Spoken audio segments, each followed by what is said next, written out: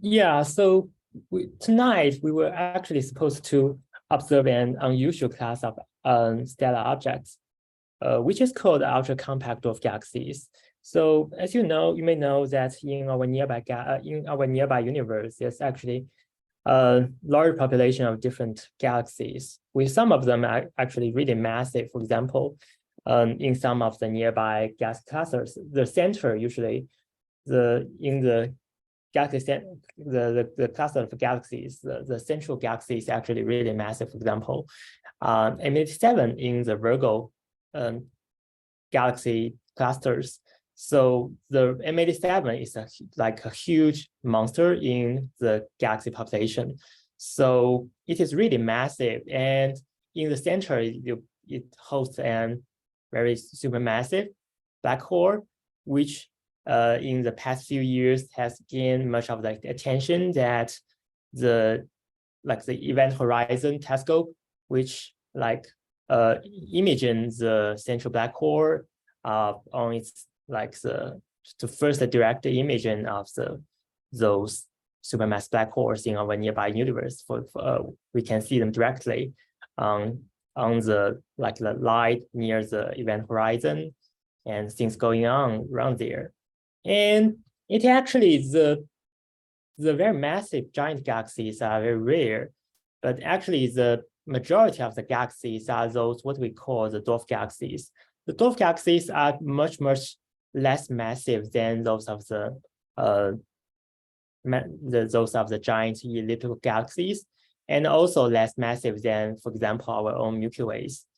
So usually they have the size of on the order of between 1,000 parsec to several thousand parsec, and usually they have the stellar mass to 10 to the 8, 10 to the 10 solar masses. So there's a lot of galaxies. These are dwarf galaxies. But what we are pretty interested in those objects is that in about 20 years ago, astronomers, when they do the observing in the nearby galaxy cluster, for example, the Fornax cluster, they notice there's some objects which on the first look, they just seems really like the point source, and maybe very similar to some of the foreground stars or maybe background objects. But when they do the spectroscopy, they notice that it is actually in the Fornax.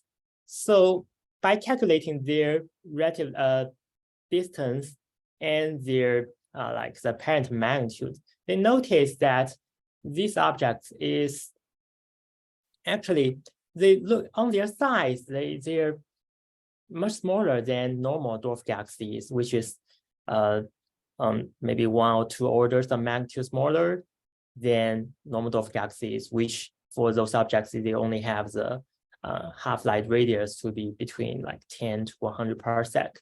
And meanwhile, these objects, they may have some of the similar luminosities compared to those faint dwarf galaxies, which is about 10 to the 6 to 10 to the 8 solar masses, which is comparable to many relatively faint dwarf galaxies.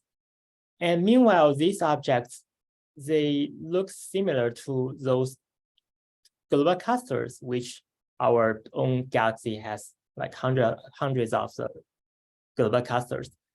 But these objects, they're still much more luminous than those of the normal global clusters. So which makes them to become an intermediate class of the objects that bridge the two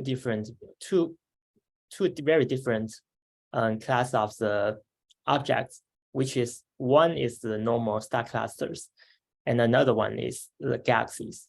So in general, we think that these two classes of the objects, they have a different origin. So for example, the galaxies forms in the dark matter halo, and the star clusters, they form, for example, the global clusters, they were supposed to form in the early universe when the star formation event is the star formation rate is really high. So lots of stars form at the same time, and in some of the giants, like the molecular clouds, so there'll be a larger amount of stars that form almost simultaneously. So, and they involved, as what we see today, to very old and metal poor, the Galaxies. But there are also some of the, for example, open cluster, which is younger and formed later. We observe many of those open clusters in our nearby, near our sun, like in the Milky Way. We observe lots of them.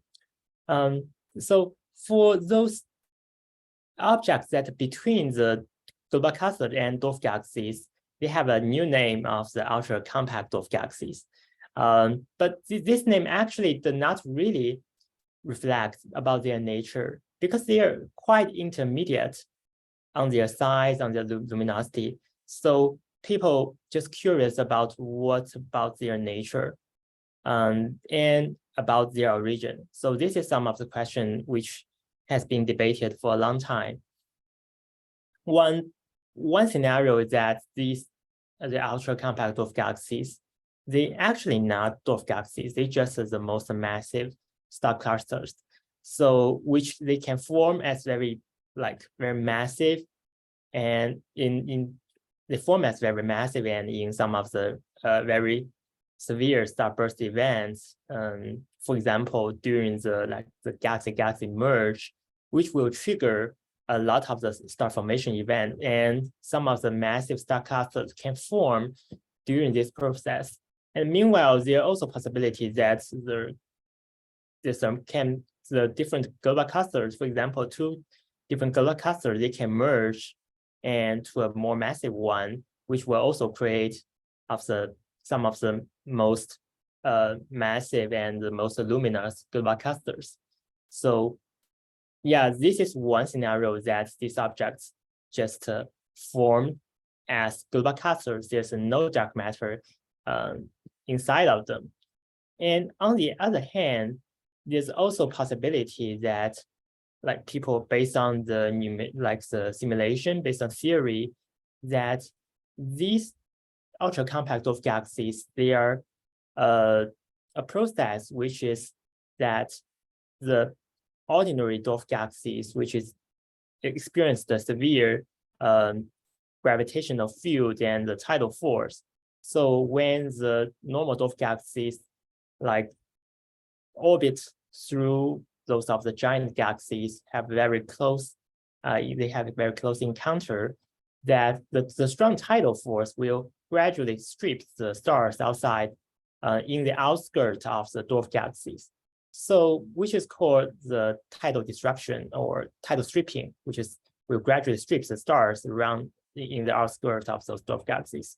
So after a repeated pericentric passage that the dwarf galaxies being stripped, and usually for those dwarf galaxies, they have central nucleus. In those low mass dwarf galaxies, their nucleus is not the same as what we call the bulge for those more massive galaxies. But usually they will have something we call the nuclear star clusters. The nuclear star clusters are supposed to form either through the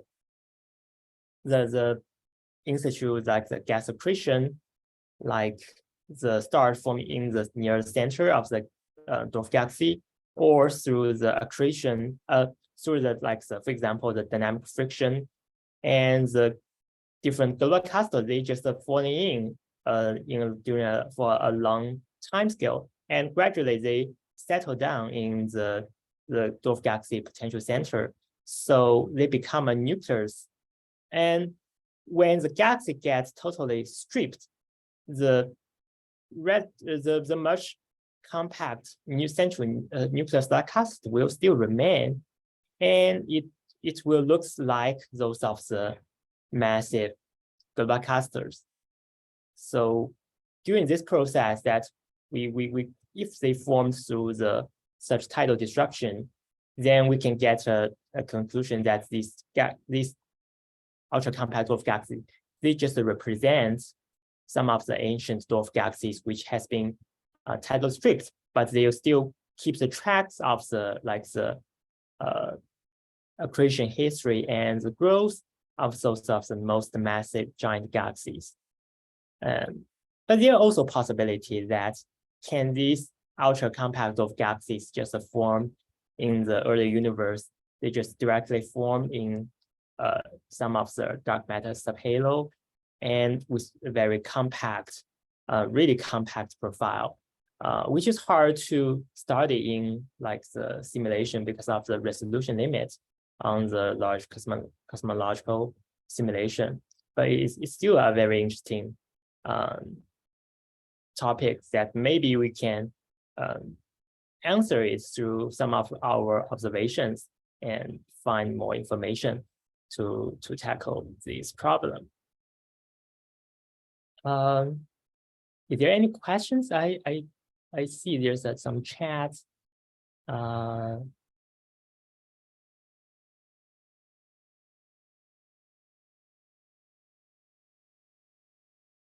Okay.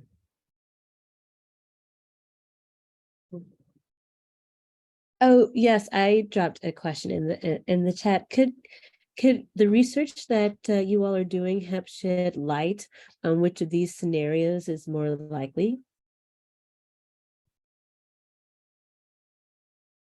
Yeah. Let's see.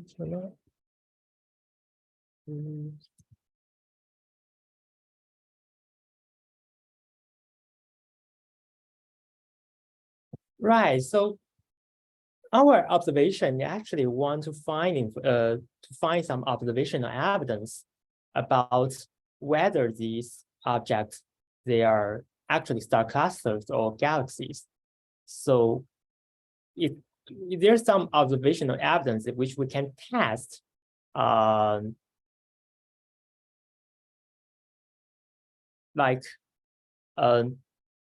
it's, for example, if it's the ultra-compact dwarf galaxy is truly a galaxy, so it have some properties which is different from just a normal globular cluster. For example, a globular cluster are supposed to have relatively simple stellar population, but actually in recent years study that more globular clusters shows actually maybe multiple stellar populations, but the galaxy are supposed to have much more complex and extended star formation history, like through its formation and growth.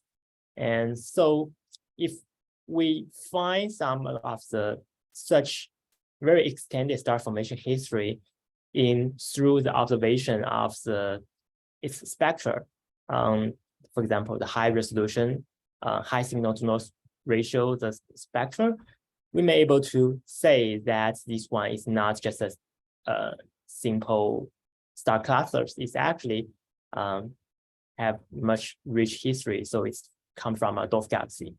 And another interesting thing is that, for example, we know that, for example, the black holes in the Milky Way center is get imaging, and they has been released to the public in recent years, and as well as M87 in the Virgo cluster center.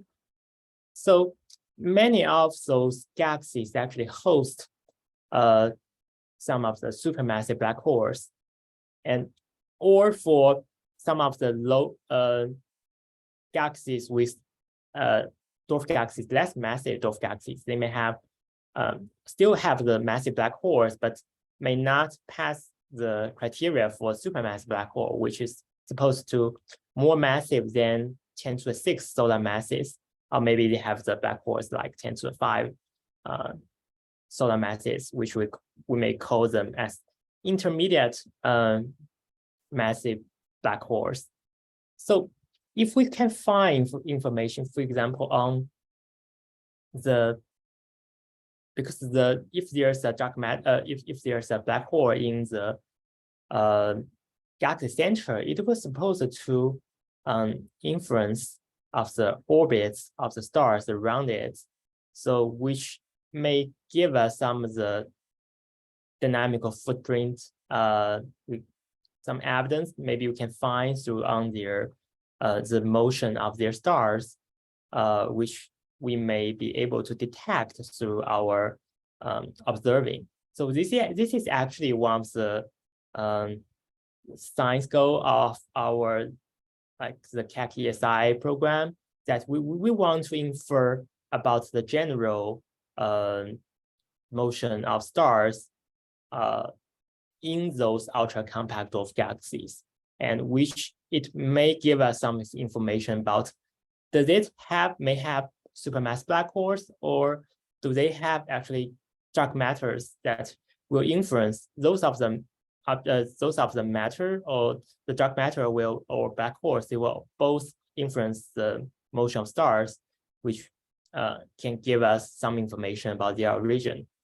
And we were supposed to that, for example, the star clusters don't have the dark, it's not embedded in the dark matter subhalos, or it did not have of the supermassive black holes. And another information evidence we can infer is from the imaging on those the images of the ultra compact dwarf galaxies, because if this ultra compact dwarf galaxy is formed from those of the tidally stripped dwarf galaxies by their very massive host galaxies, it is not a sudden event. It is a gradual event which will last for about 2 to 3 giga years. So much longer than, for example, the human's life. But we were supposed to see some of the remnant, like the stars around its nucleus, which will create, for example, the relatively extended stellar envelopes around those ultra compact dwarf galaxies. Or if the interaction is strong and it's just happened recently, it will also might show some of the tidal features, which is comprised of the stars being stripped, those tidal features around the ultra compact dwarf galaxies. And another evidence we can get is mined from its own global cluster systems, because dwarf galaxies are supposed to have some degrees of the global clusters, which is not so many. For example, a typical dwarf galaxies, they may have maybe 10 global clusters, or maybe some of the, if they have a few, or maybe more, like even 100 for more massive dwarf galaxies. But when the dwarf galaxy gets tidal stripped, its global cluster systems will also be stripped, as well as stars of its galaxies. So we were supposed to find some of the concentration of the distribution of global clusters around those ultra compact dwarf galaxies. It is being stripped, but then you may still notice that there's a concentration, like there's a global cluster surrounding the ultra compact dwarf galaxies. So which may imply that there's a dwarf galaxy being tidally stripped. Although if the interaction goes really long, that the stars and global clusters will all be stripped and mixed into its host galaxies. For example, it will form as the M87 global cluster systems, and the stars will form as the outer halos of the M87 or other massive galaxies. So we cannot say very clearly about, can we define each for each ultra compact dwarf galaxies what is their origin. But these observational evidence should provide strong constraints about whether these are truly dwarf galaxy being stripped or the star clusters. So this is so actually our observation just follow this way and try to find the spectrum of those ultra compact dwarf galaxies to see if we can find information about their origin. And this has profound implication about the origins of these class of the objects of the whole ultra compact dwarf galaxies, and about how many of them, how much of them, on what fraction they come from the dwarf galaxies, or on what fraction they come from the star clusters. So which is provide like crucial information on the growth and interaction history of the galaxies in the galaxy clusters.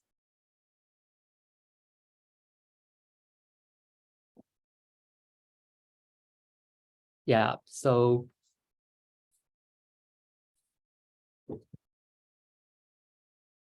for example, I can share another file which maybe you can see some of the profiles of the CDs.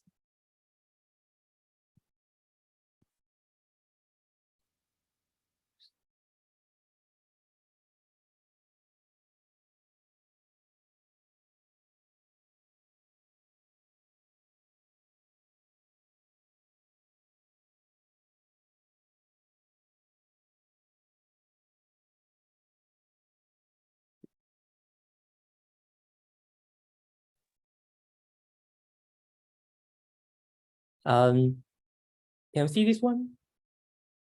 Yep.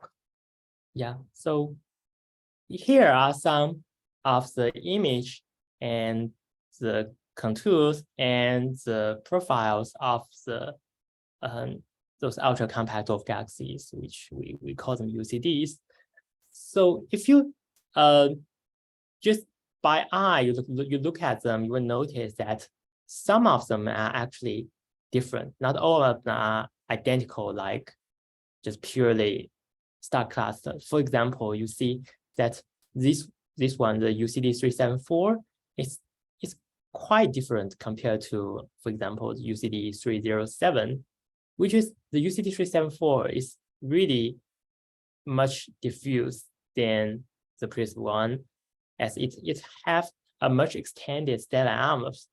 And on the right panel, you will notice this is the 1D structural surface brightness profile, which on the x-axis is the radius from its center, which is in the unit of the parsec, and on the y-axis is their surface brightness. From the center, it is the most bright, and towards outside, it gets fainter. So you notice that this one, UCD 374, is much more extended on the surface brightness profile, and it just shows with a two-component profile, which is comprised like with a central nucleus and an outer stellar envelopes. So these information, their structural difference can provide us some of the very important information about their origin, and it is supposed that usually even for the mergers of star clusters, they do not exhibit such diffuse profiles. So, for example, the UCD 374, it is more consistent with the picture that this one is a tidally stripped dwarf galaxies, and you can see those the diffuse parts, the diffuse envelopes. These are the remnant stars that have not been totally stripped, but still surrounding the central nucleus. There are also other examples. For example, UT 342, you notice it is relatively compact and with no clear signature of the extended envelopes. you can see some others. And another one, for example, when you compare these three on the screen, that the UCD 515 is totally do not show the envelopes. But for UCD 688, when you see its contours in the middle panel, you will notice it's actually a little bit extended. And if you read the surface brightness profile more carefully, you will notice it potentially can be decomposed into like two components. And there's is some possibility that this one actually hosts an diffuse stellar envelopes. But the situation for the UCD 766 is much more clear, that this one is pretty large, pretty extended. So there's no doubt that this one have an diffuse envelopes, and it have a higher probability that this one come from tidally stripped nucleated dwarf galaxies. So, Kaixiang, can I interrupt for just a quick second? Did you talk about the dashed line already? I haven't. Sorry. Okay, but and just to be clear, there in 766, what is defining is this inflection point that's at a radius of a little more than 100 parsecs, where your cursor is right now. Yeah, I can point out like in this point. Exactly, that's the inflection point where there's a sharp change in slope, sharp change in the slope of the brightness versus radius plot. It goes from steep to shallow. You don't see that as clearly in the other two galaxies, but here you really see it very clearly, this one. Yeah. I interrupted Yeah, you, sorry. I just wanted to ask that. Yeah, thanks. Yeah.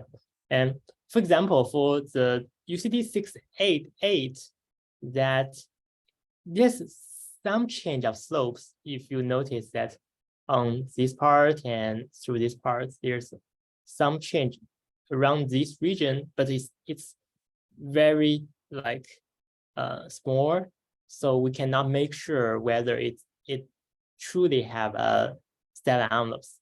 But for this 766 is obvious, and the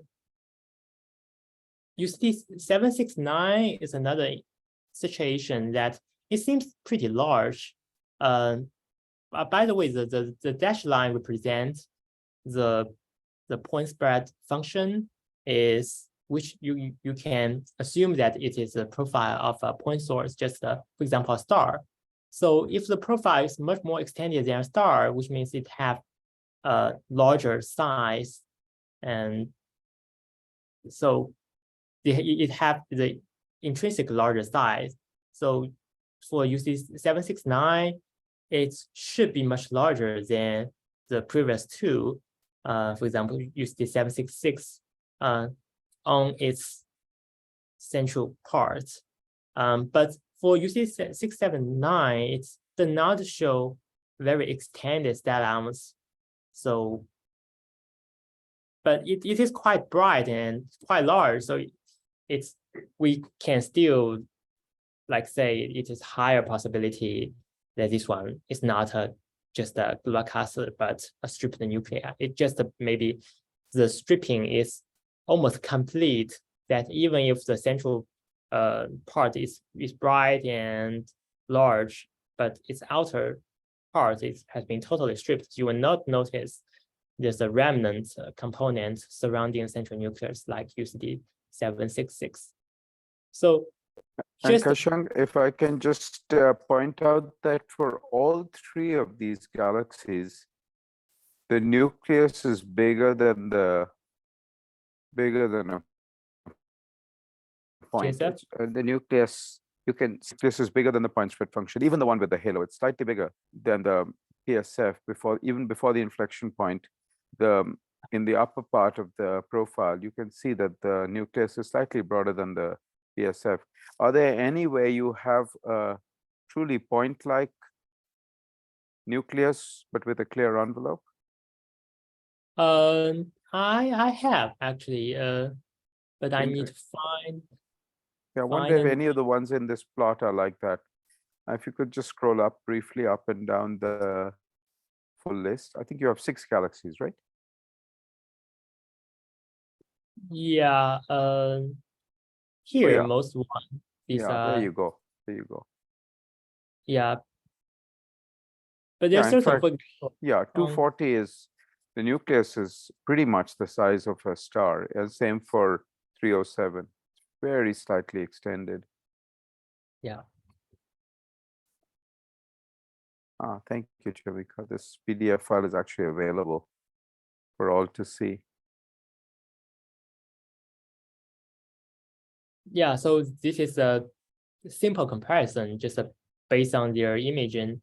So you will notice that this can be effective ways to distinguish about their origin. And we set some of the criteria, and which allow us to do maybe more of the detailed study, not just on their imaging, on their photometry, but we can do more on from the spectroscopy, like we supposed to do in our observing run, that we want to acquire more information about, for example, the dynamical information on the motion of stars in those ultra compact dwarf galaxies, or the stellar population, for example, the metallicity or the alpha abundance, and those of the metallicity information can also give us provide important evidence about whether these dwarf galaxies, these ultra compact dwarf galaxies, are truly from a tidally stripped nuclear dwarf galaxies.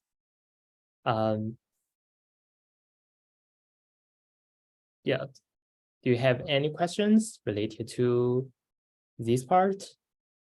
You can just feel free to ask.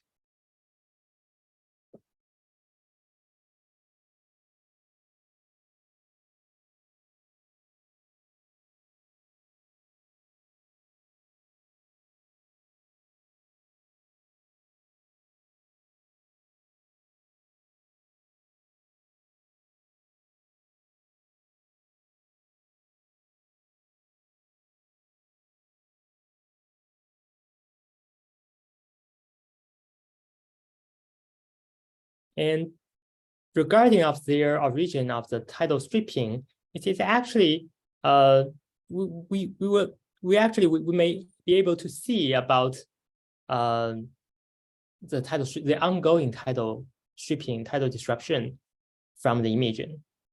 So, for example, here you can see these are different images, those continuous images of the those of the dwarf galaxies, different dwarf galaxies.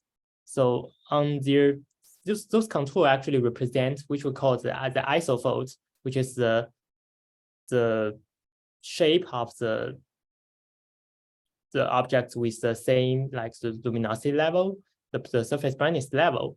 So in general, we notice that when you're looking at those images of the galaxies, most of the galaxies, they have the regular shape, like the for example, even if they have the spiral arms, if they are for example spiral galaxies, their structure is still relatively regular, and for the early type galaxies, it's more like this.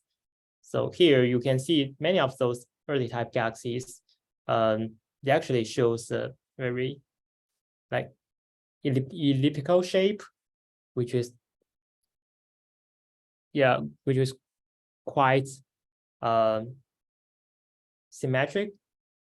But when imagine when a dwarf galaxy gets severe influence by the tidal force, it will show some of the like irregular shape, which is represented by the stars that's being stripped, will cause those tidal streams.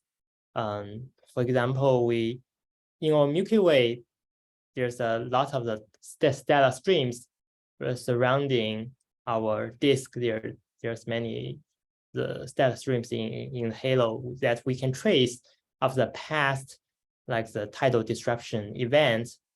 Those of the dwarf gas gets disrupted, and the stars from the stream that's surrounding the Milky Way. We can also observe those events in the nearby universe. For example, the galaxy image I show here, they both from the Virgo cluster. There's a very different one, which is I'll point it out, like this one. When you see this, you notice it is really elongated, right? It's not just on its center, there's the inner part, but it shows some of the very much longer the stellar streams, and it's also it's not straight. It shows some of the A shape, right? So this is a very strong signature about these objects, these dwarf galaxies being like the tidally stripping. So it will form such of the very long elongated shape of like tidal streams.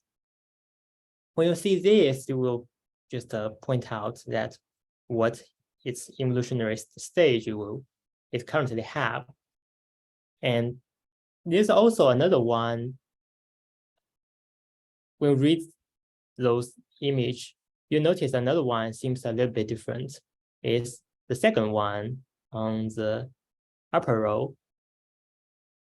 It's not so obvious like in the compared to the objects in the second row, but this one on the upper row, the second one, it still shows some of the A-shaped tidal feature like through this way, which is very diffuse, which means it is actually really faint. But like, for example, if you smooth the image, you will notice it's much better. So those faint structures outside of its main body they all provide crucial evidence about whether these galaxies are being tidal stripped or not. So when you see this, we expect that the galaxy will lose stars, so it will become less massive. Both the dark matter and its stars will be stripped. So for a long time, it will be the size of the galaxy will become smaller and smaller, and it will also become fainter and less massive. But the central part, because it's really compact, it will remain mostly stable through the whole process. So you will notice some of the objects here on these two rows that you may actually can connect those galaxy images with their different surface brightness profile. The upper row is their optical color image, and the second row is about their surface brightness profile. They're not one-to-one really correlated, but you can make a connection about select which one is related to which. For example, among these objects, the largest object is B, these typical early type dwarf galaxies, which has a very extended bright main stellar body. So on the surface brightness profile, it is you can actually link this one B to the not this one, but it should be it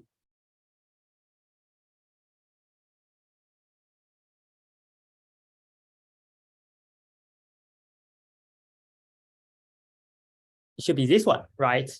Because this one is actually much more extended and bright. And assuming that the stripping process just goes continue, the profile of these objects gets much more compact and smaller.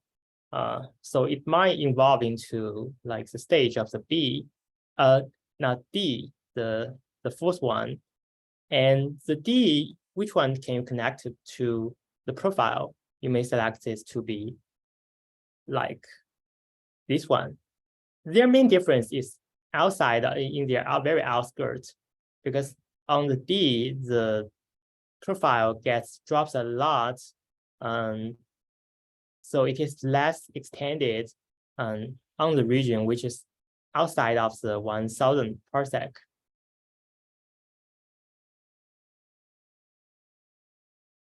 Right?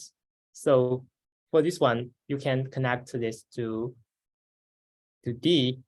And when the stripping just goes on, it was supposed to become the outer part will become much fainter and less extended. So it might further evolve to like E. So you may like link this E to this profile. So the central part remains almost stable, but the outer part is actually drops a lot. If you do a decomposition, you will notice it is actually composed by these two different components. And for this one, the outer envelope is actually much brighter. So this is their main difference. And if the object gets almost totally stripped, it still have some of the envelopes. You will notice that, for example, C and A, they both looks like just a star cluster or just a stars. But if you look them like zoom in a lot, and we'll see they're actually different. For example, C is slightly more extended. It has stellar envelopes, and A is actually the natural such of the stellar envelopes.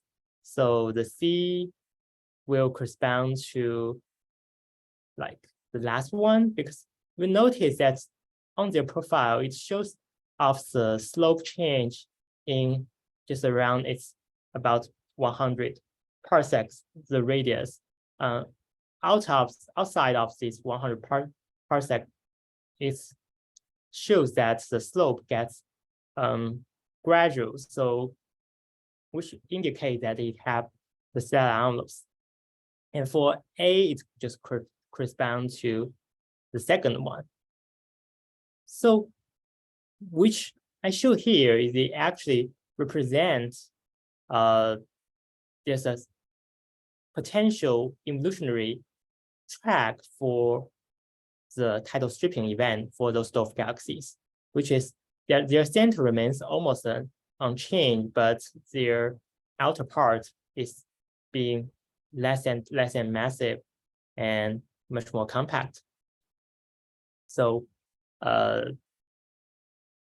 we can estimate, compare their imaging compared to simulation and compared to the objects we find. We can estimate on their evolutionary stage about, are they just the start of their tidal disruption, or they're almost being totally stripped.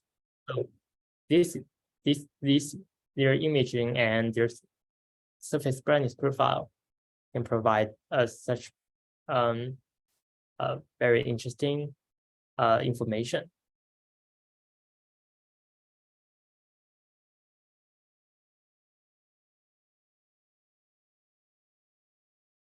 Yeah, so it's happening sometime after I talk about this. Do you have any questions regarding this? Or Jamika, should we continue on this topic, or we can like maybe switch to another one? I'm not sure if the weather has. So I think Jamika dropped off the call. Okay. Yeah. So yeah, I don't know what we want to do. I doubt the weather has improved. Is it really improved? No, but I don't know if let me just see if we can show that. I've got Are we even allowed to open the telescope, or is it too humid so. and all that? Should we find let me just find the So we're okay as far as humidity goes. It's just the thickness of the clouds. And there might be a bit of a clearing that's coming our way on the satellite image. So we should keep an eye on that. And you said, Josh, still that a few bright stars are visible directly overhead. Let's almost nothing's visible straight overhead, but low on the horizon, I see a few holes in the all sky camera. Okay. So, and that's from the direction things are coming. Okay. So we have sort of between 5th and 10th magnitude standard stars, and then we have some other stars that are 12th magnitude, all significantly brighter than our science targets that we could go to as backup if the opportunity arises.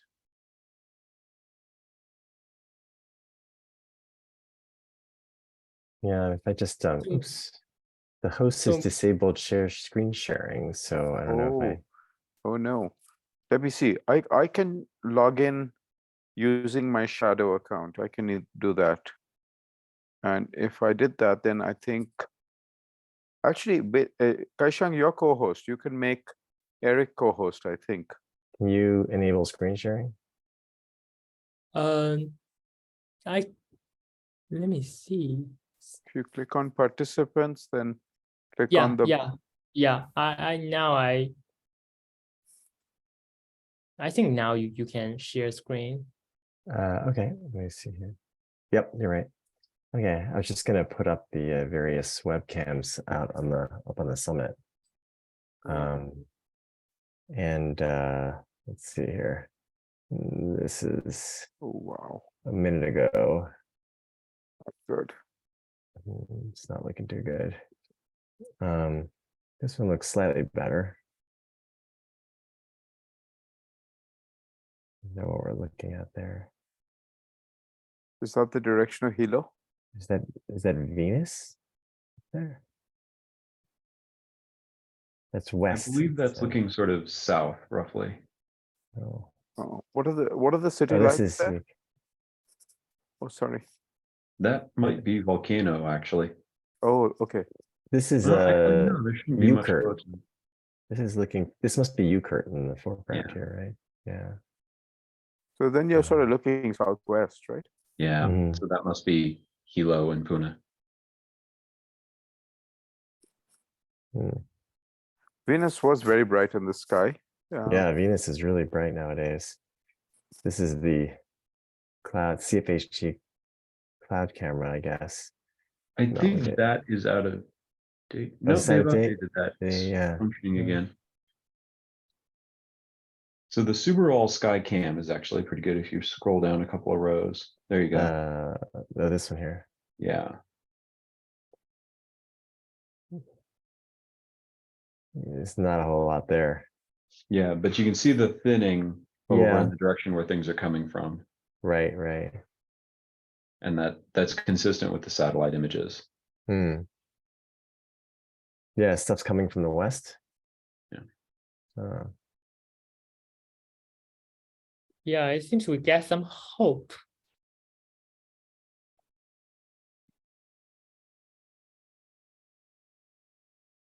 Eric, can we look at the Subaru image just one more time after when you have a moment? Just curious about something.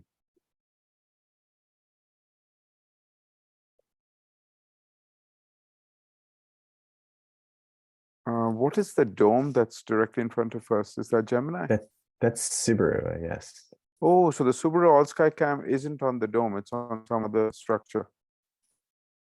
I think it looks like Subaru to me. Looks like Subaru to me too. It's very cylindrical. Yeah. Yeah, that's correct. So it's on the control building, which is right next door. Oh, that's fine.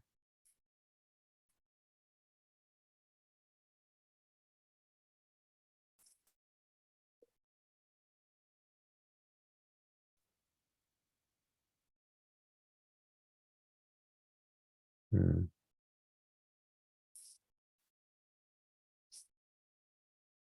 Thanks. No, that's what I was curious about. I was wondering why I could see something that looked like Subaru on the Subaru all-sky cam, but now I understand. Hmm. Let's see, David. It's a selfie. Yes, it is. This is a time lapse. Wow. Oh, so you can see some of the gaps here very recently there.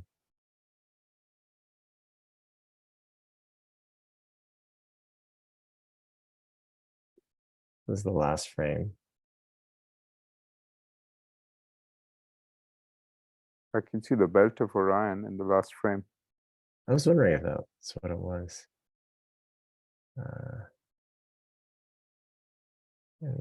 This is a CFHT. No, this is not. This is what it should look like. This is in March. That has not been updated. Well, so that's yeah, that's our reality at the moment.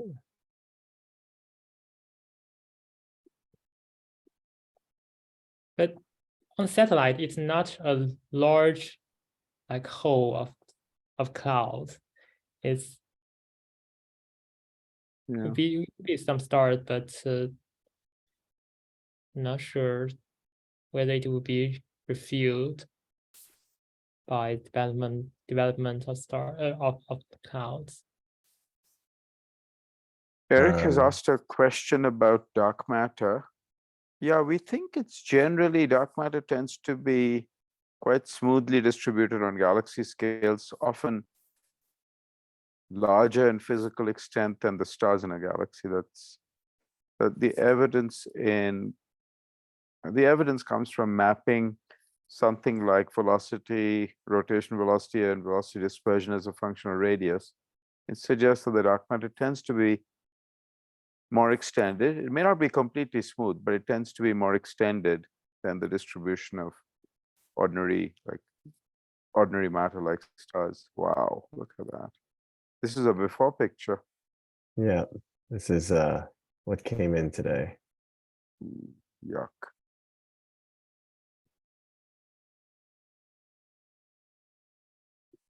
Oops. So, oops, got it the wrong way.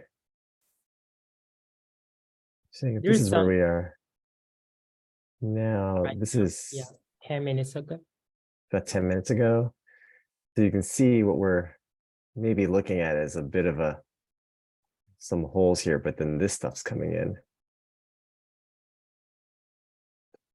These seems as some thunderstorms in like will come through. Just based on this, I would say there is hope for tomorrow. The forecast disagrees with you. Okay. Means there's more clouds forming. But actually, I noticed that the clouds, it seems, goes more quickly than forecast. The focus that these tail, these co-fronts, and with the relative to the storm, it will mainly pass through on tomorrow evening. But it looks it's already on the way, and on the back, like in the Yeah, you're west. right. I mean, this is a clear cold front here that's Yeah. coming through. Yeah, you can see there's a cyclone that's Yeah. to the Mhm. north, like the Yeah, illusion. up here. Yeah. I assume when you have sort of these, I shouldn't say extreme, but a strong weather event like that, I wonder if these are more or less predictable than more stable weather times. But if tomorrow, for example, tomorrow, daytime be heavy snow, so during the night the sky gets clear, but there's True, ice. we may not be able to open the dome. Yeah, true. Yeah. Is it Yeah. snowing on the mountain right now? No, I don't think so. It's Okay. I think didn't Matt say there were flurries earlier? right now the humidity is low Hmm. and there's no snow, but maybe these are coming. There will definitely some come at some point.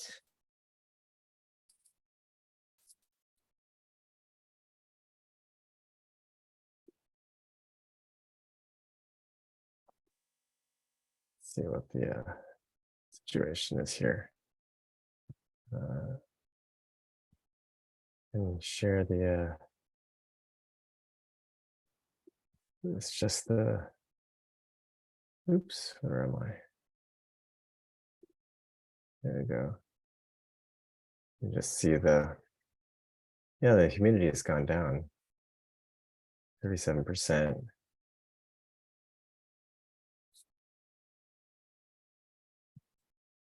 That's good news.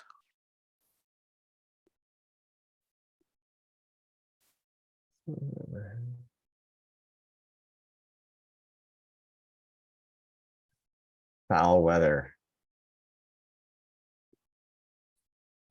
That's the pointing, right? Yeah, Yeah, that's just where we're parked for the telescope. That's not a statement about the weather. That's just the position that it should assume in foul weather. Although if you're in this position, It is for a reason, yes. it's for a good reason. Yeah. But the green line in the right panel, to the right of that, the humidity graph, Mhm. that looks like it's This line.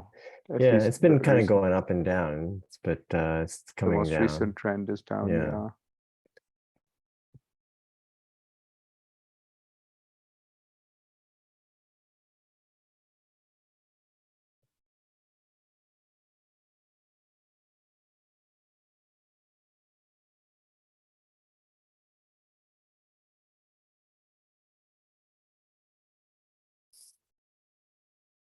We have 3 Yeah. hours left on our time, almost 3 hours, right? Yeah, something like that. Yeah, 3 hours. I think Yes. we hand over 12:30-ish, yeah. 12:30-ish. Yeah. Just under, I can look up the exact handover time. 12:22 is when we hand over. So, Mm. so we are about 15 minutes, 1 hour and, sorry, 2 hours and 2 hours and 45 minutes. Is that right? Yeah. Yeah.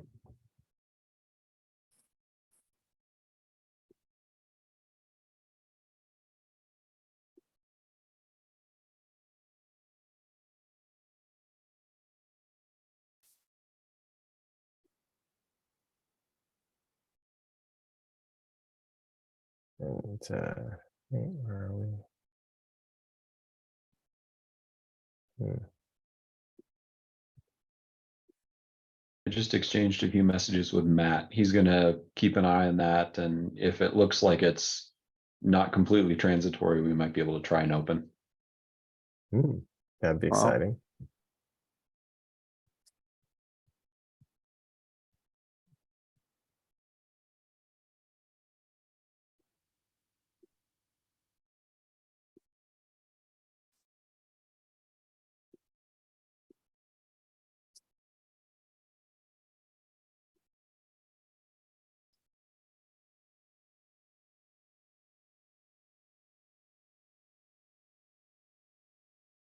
where's the Subaru all sky camera? It seems it's disappeared on the Maunakea Weather Center's webcam page. You're right. I can't find it. It disappeared from me too. Yeah, same here. That's kind of odd. Yeah.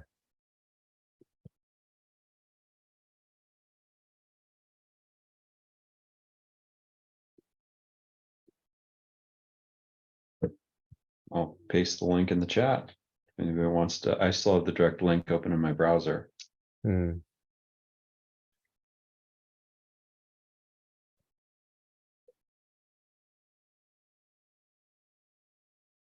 I see in that the stars we were seeing toward the west, that bright star was Sirius, not Venus. You can't be serious. I am serious. The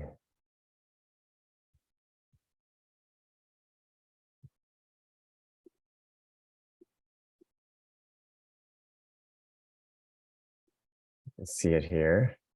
You identified the Orion's belt.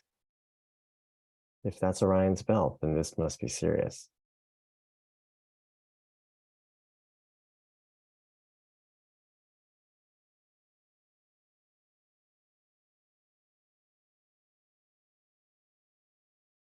Although, oh,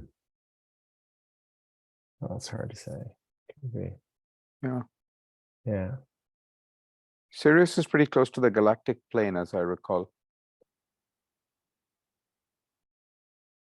Does it? I guess the Milky Way kind of goes above Orion and sort of comes down, right? Yeah.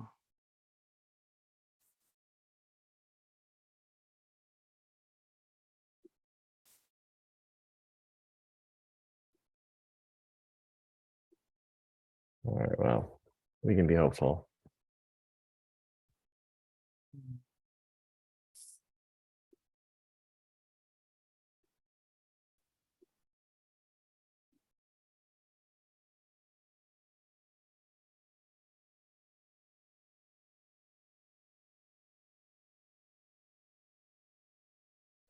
By the way, for the target list, I uploaded in my own like observer page, and it seems it is in the like my personal directory. So On Keck? yeah, on the web page. So We would just tell Matt the location, and they can then pull it up. Matt can just pull up that file. okay.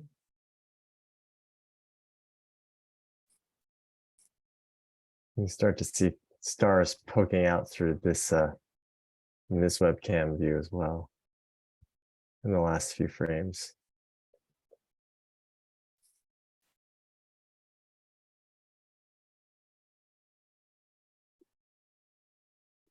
Here.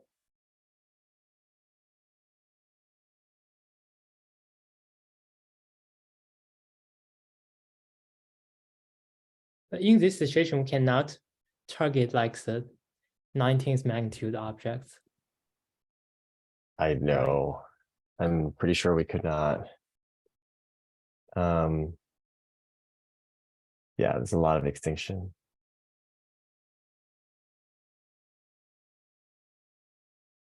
Digit magnitudes may be okay, but that too, it'll vary depending on where it is in the sky. That's true. These kinds of conditions can be a little bit frustrating because you can, if you hit a clear patch, you can actually get, a reasonably faint target, but then suddenly the clouds can come in and then you lose guiding and Yeah.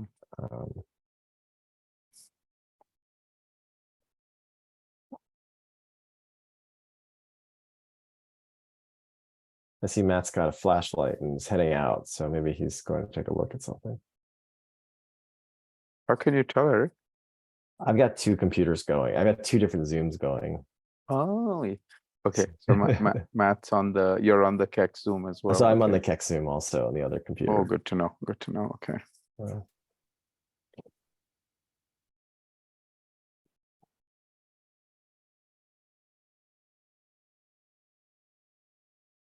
Yeah, you need not just two computers, but two different Zoom accounts as well.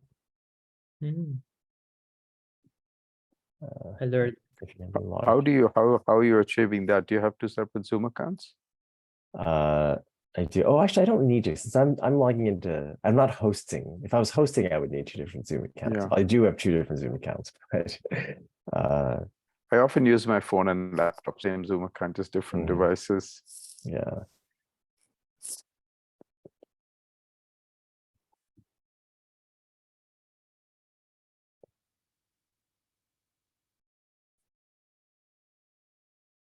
But it's just a question about how long it will last for the current condition.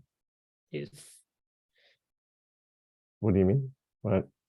I mean the clear patch on the sky is based on satellite image is small. Yeah, it might be a sucker hole, as they say. Might be just something that we gets us interested, gets us to open the dome, and then it closes right up. Never know. Yeah, if it's like half an hour.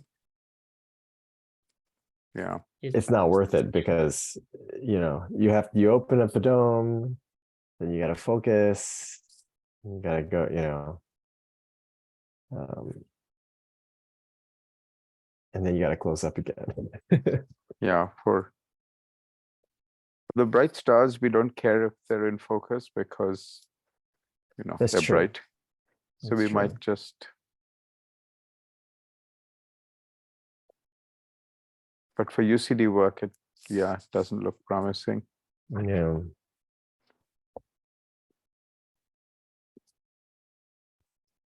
Are the RLR stars bright enough to do in this kind of cloud?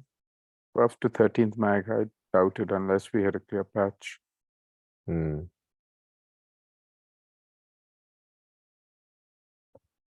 the only thing they have going for them is the patch doesn't need to be clear for very long because it's not we can 1 minute exposures are enough at that magnitude.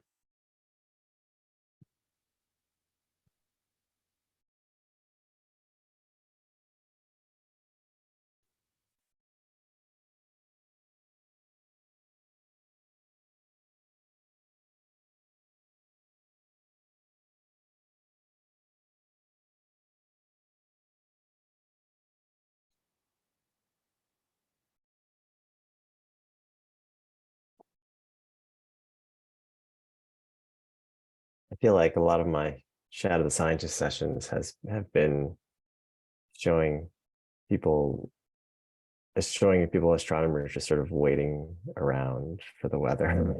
Mm-hmm.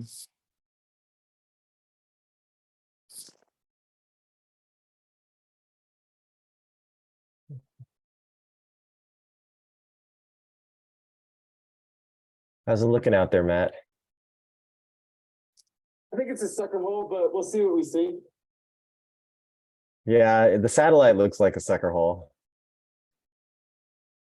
Yep, Arena wants to try to see if we can get a focus, so we're gonna go for it. Are we gonna open? Yeah, we're getting ready here, yeah. Oh, awesome. And they're not doing a full Myra, so that'll take just a minute or two. Couple of minutes, I guess. All right.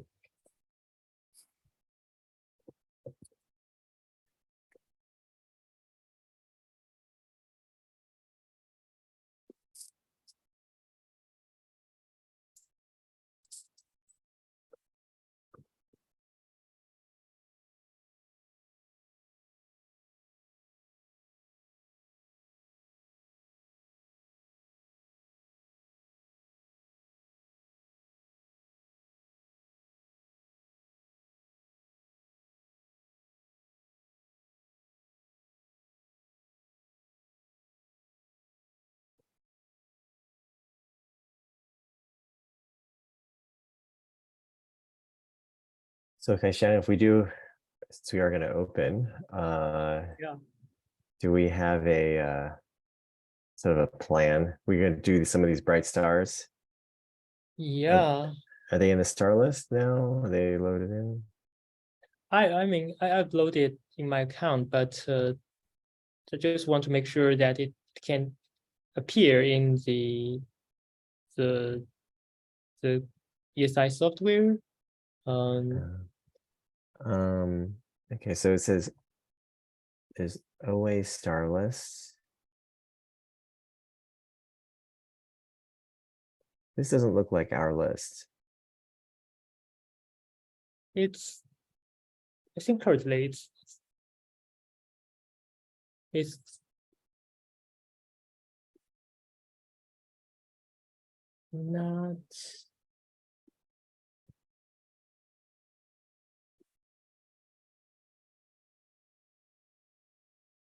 So how do we load? How do we get catalog in here? You have to ask Matt to load your star list and then do the map OA star list function. Oh, okay. So he loads the star list. Yeah. And then what's the map OA star list function again? It should be up under the file menu in Magic. So it just syncs up what you're seeing, with what he's okay. seeing, so that when you highlight it, it Then matches matches what it. he's got. Okay. Right.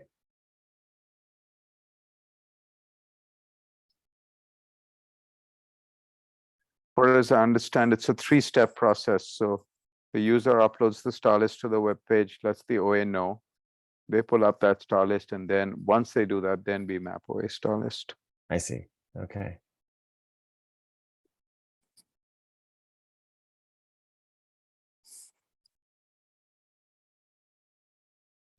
So there's a question in the chat. How many hours per hour of observation are spent in studying the results that and coming up with conclusions and ideas for future further study? Oh, yeah.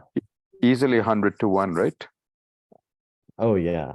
I mean, you think about, you can go to the telescope for a few nights in a year and then spend the next year or two analyzing those results. So yeah, it's a lot of time spent analyzing the results that you get in a night or a few nights. This time is very precious, which is why when it's cloudy like this, you get quite frustrated, but there's nothing you can do about it.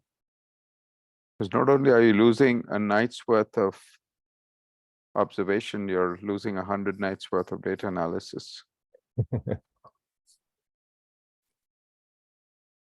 I recall it's something like 100 to 1 when, let's say when a television show is produced or a movie that you film for 100 times as much. There's 100 times as much stuff on the cutting room floor as makes it into the final production.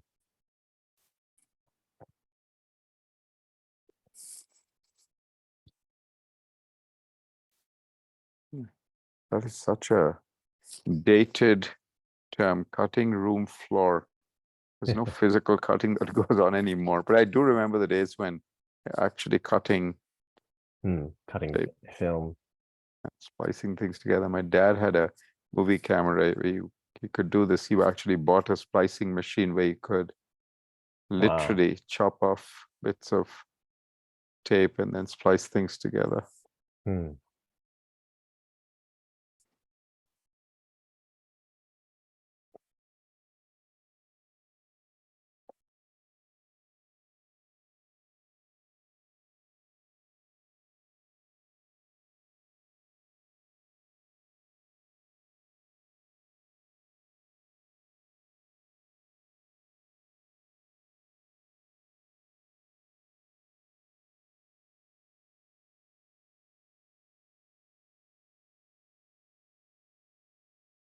So is Matt is a dorm opening now? There, looks like he and Rena are, I don't know, they're walking through and around with flashlights and doing things. No, Matt's he's at his console now, so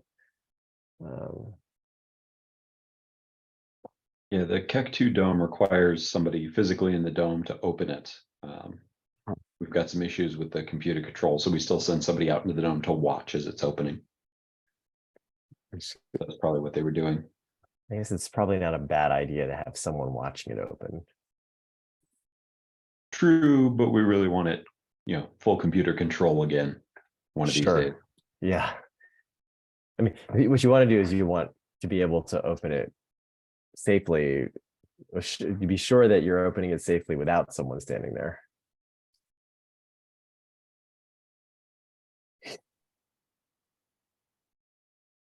I was at Stewart Observatory yesterday, was it? And one of the pictures that really brought up a memory was the picture of Mark Aronson. Oh yeah, we've got one in the lobby there. Right in the lobby there, yeah. The picture of Stewart, the Stewart after whom the observatory is named, Bart Bach and Mark Aronson. Eric, I was just reminded of another memory about splicing. I remember one thing that you could do is, instead of splicing by cutting perpendicular to the length of the rail, you could cut at an angle. And so then when you're playing the movie, it would sort of, the new scene would come in gradually, would sort of sweep in from the left as if you made a diagonal cut. Huh.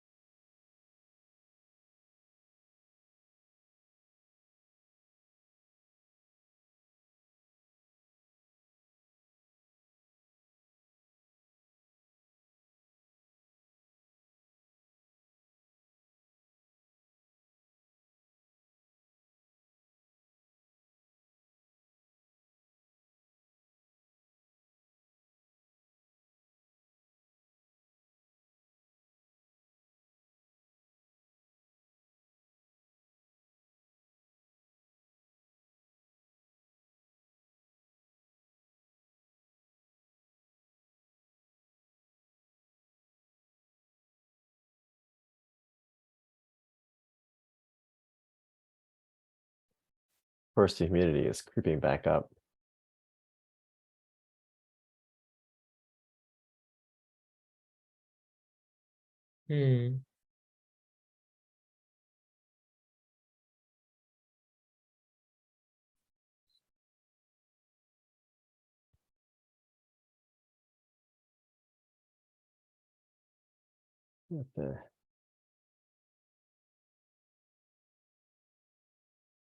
Eric, what's the name of the star list?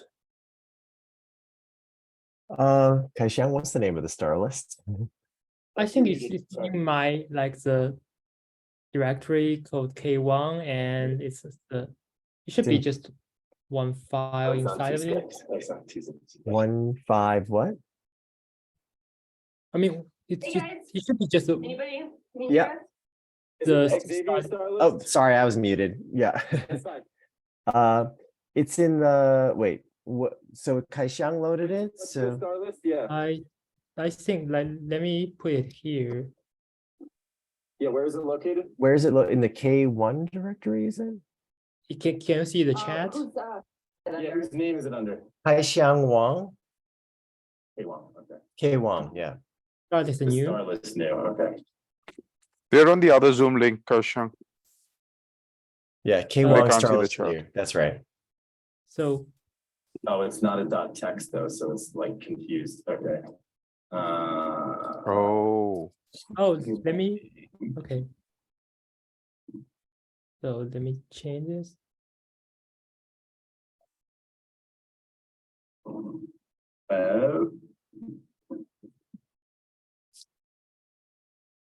Eric, in general, the answer to the question is yes, we do often supplement Keck observations with other telescopes, and it's often it's a combination of telescopes that's used to do research.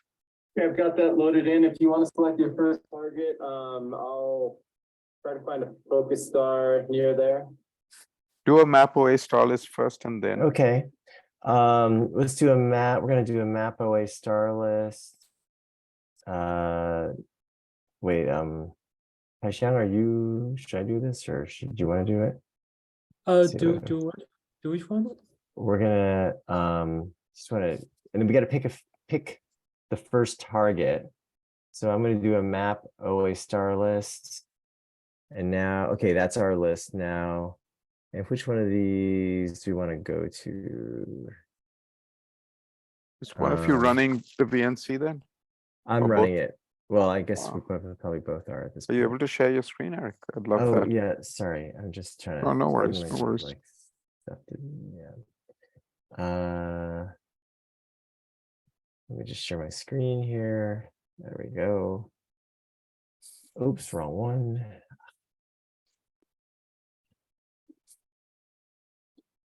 I don't know if they have, like, north. Okay, so should we do, where are we right now? We're at what time is it? We should be It's in the about 10 Virgo o'clock, area. right? It's Yeah. 10 o'clock Hawaii time. I'll tell you what the LST, oh, you should be able to see what the LST is. Let's see. Yeah. Where's the LST back sum? is 11:28. So we should be able to do this one at 9 hours and 55, right? So Yep, if I do absolutely. that one, what do I highlight as the next target? Is that right? You select, right click and highlight. Oh, it's star list. I can see it though, yeah, index 39. Yep, that's right. Let's do that one. I'll find something a little brighter. So that's an 8th magnitude star. There. Eighth, okay, let me see there, see what I see. Yeah. Don't track.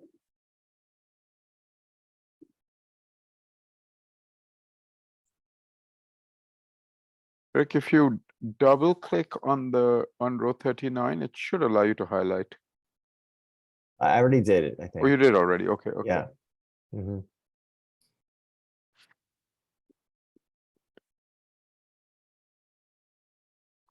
Now, are we going to want to trail this one? Ooh. I think Joel was trailing the stars. He had some pointed and some trailed, he said. Oh, right. Some pointed, some trailed.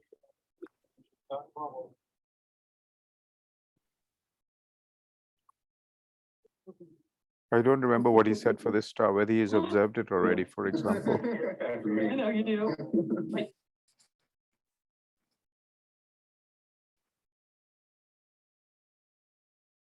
Let me check what Joel wrote in his email. Eric, he had an update on, he sent us an update on how far he had gotten with these stars. Yeah, he gets a few stars with 0.75 per second slit.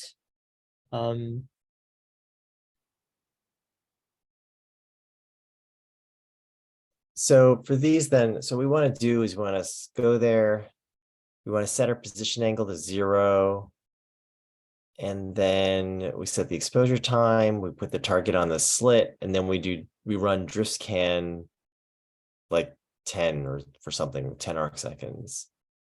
Do we have to set the PA to 0, or can we set it to parallactic and do a drift scan? I think the drift scan Only works with in my notes here from a while back. It said you have to set it as north south. Set it to 0, yeah. Okay, that makes sense. Because the sky automatically drifts east-west if you don't track.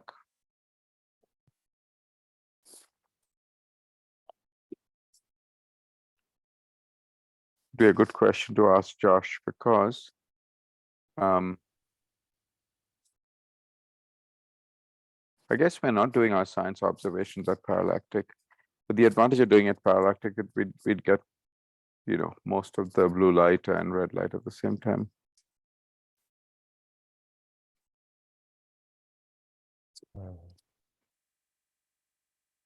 Oops, I'm doing things here by accident. What am I doing? Oh, going up and down. Ah. What's up, Eric? Oh, no problem. Nothing. I'm just clicking on things that I probably shouldn't be clicking on. Oh, sorry.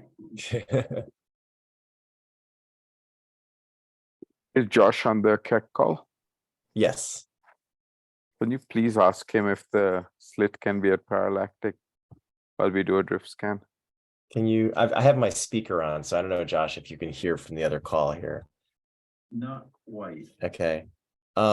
Just a question, we're gonna probably do a drift scan. So basically take a bright star and drift it perpendicular to the slit so we can fill the slit. We're gonna use the drift scan command. And we just wanted to know if we had to have the PA at 0 to do that. I am not familiar with that command. Give me just a moment here. Okay. You can go ahead and open the hatch. All right.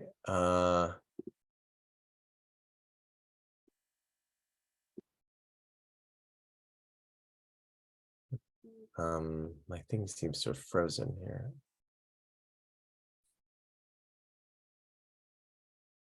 Slit must be oriented north-south. Yeah. So my dashboard here is kind of frozen. I don't know if that's Oh, hang on, let me look at that. I'm not seeing where I can open the hatch. Yeah, give me a moment here.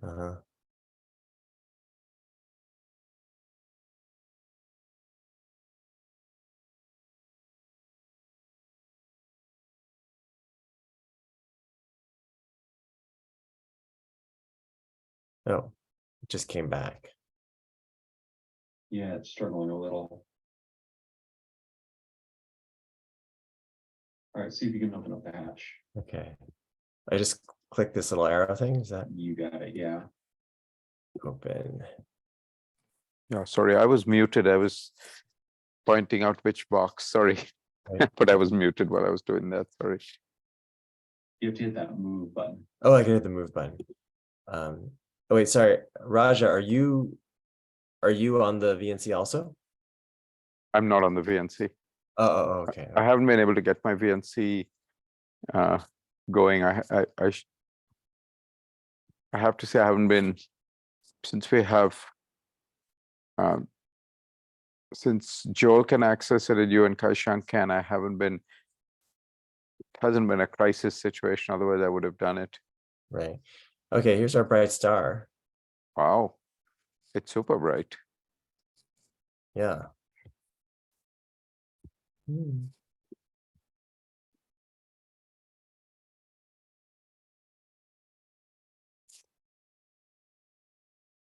There's HG 08 5990. There's a Unix command that will send the selected target directly into this thing. I've forgotten what it is now. Oh yeah, does the object go, do I have to type in the object every time or? There's a Unix command to do this. I've forgotten what it is though. It's a longish command that you would put into the Polo window. And once you type it in, you can just up arrow and hit enter each time. Yeah, so that command is also object. I will say that object is the field in the bits header, and the target name from your star list will always be in the bits header under targ name. Targ name. So you can think some people would use object as a way to categorize things like this is a standard star, this is a science observation. You do not have to repeat the target name in there because it is stored elsewhere.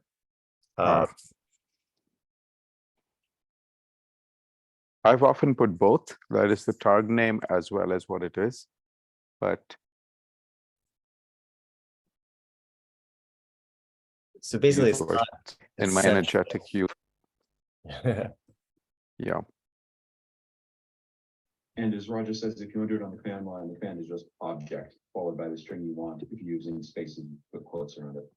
Oh, no, I was thinking, Josh, there's also, there was some slightly more complicated command that takes the selected targ name and puts it into the object.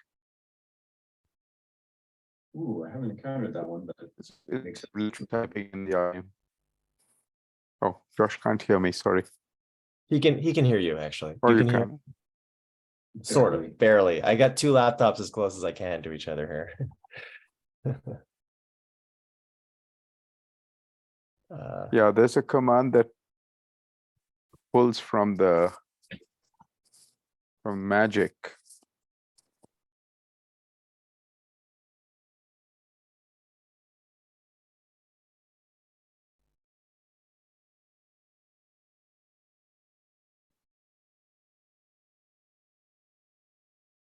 All right, so we're on the target now. And or is this, are you guys doing a focus or? Yeah, just finishing up the focus now. Okay, great. I think we should run it again, or that's just the best we're gonna get from them. This is on par for what I saw last night, Okay. so. Yeah, I guess with this seeing, that's the best they're gonna get. Yeah. Non-shuttle. After. No. 4.374. Something we could do is like run it with a wider range, but I don't think it's necessary now. If we But were if trying we to get find two better, things, yeah, yeah. exactly, if it gets better. 1.3 is nothing to write home about, so. Yeah, it's about 1.3 full with F max. 1.3. Okay. Yeah. Wow, something to thing of Wow. beauty. With our 0.75 arc second slit, I'm not sure we actually need to drift scan this, but I know. I'm just saying for this, yeah, this application doesn't matter. Oh, that's Australian. We have that 6 arc second slits. Yeah, we've got the big boy, yeah. Yeah. It's true. Did you want the PA of Sierra? That was excited. Yeah, what PA did you guys want? Is parallactic fine? Zero actually. 0, okay. Yeah.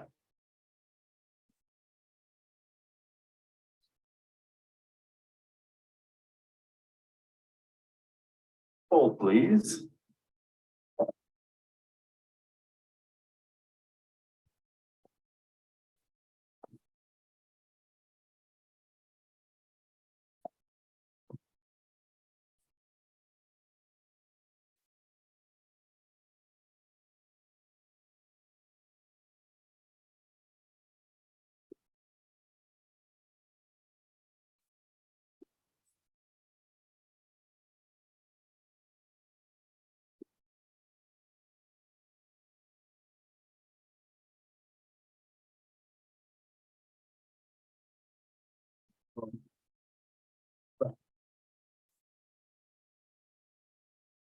Not go.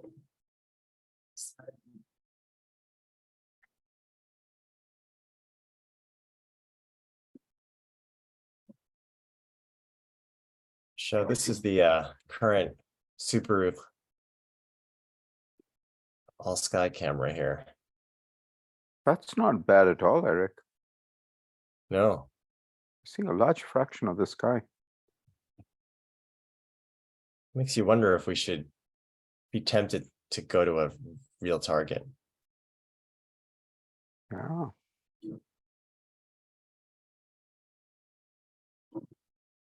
The brightest one, for example, the UCD. Target is UCD. behind the slit and we are guiding. All right. You guys are good to go. Thanks. Do we want to do a drift scan on this, or are we just going to do it? Let's do both. Let's do both, Eric. Yeah. Okay. So we're going to do a short exposure, and then we're going to ask you to turn off guiding to do. No, there is a specific command, Eric, that'll Oh. instead of turning off guiding, what you do is it'll that's the command I was thinking of, where it'll do a particular throw. So if you say that I'm going to do a 10-second exposure, but I'll do a 2-arc-second throw, it'll throw the object by 1 and then allow it in those 10 seconds to cross the slit. There's a specific command for that. I think that's the drift scan command. I think that is the drift scan command, but it doesn't turn off guiding. You tell it the exposure time and you tell it the throw, and it will go at that rate, at a specific rate. Oh, really? So we don't need to turn off guiding? I don't think we turn off guiding for it. There's a specific command that, and it takes as its argument. You set the exposure time. It takes as its argument how far the star should go across the slit, how many arc seconds. Right. Yeah. Okay, so this is an 8th magnitude star. Should we? I would do 4 arc seconds and Well, maybe a 5-second exposure. We're gonna do a pointed just without drift scan first. Oh, right? without drift scan. What do you think? 8th magnitude star? I would say 5-second exposure. Yeah. So it's up here, 5. I would try that. If it saturates, we can go shorter. All right, I'm gonna expose here.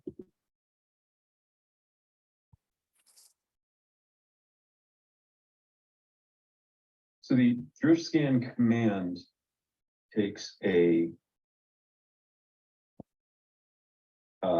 length along the slit that you want to scan. So 10 arc seconds. Exposure complete. Along or perpendicular? Complete. Yeah, okay. Perpendicular. I guess the only question is, do we have to turn off guiding to? No. Because because it actually guides, but it goes at a particular rate. It allows the star to drift at a particular rate. That's not necessarily the sidereal rate. Mm-hmm. Yeah, so it just looks at the exposure time that you've got set and calculates, divides 10 arc seconds into that exposure time and says this is the rate that I want to be offset from sidereal. UCD readout complete. Okay, let's take a look here. This is what we're seeing. Oh, wow. UCD readout complete.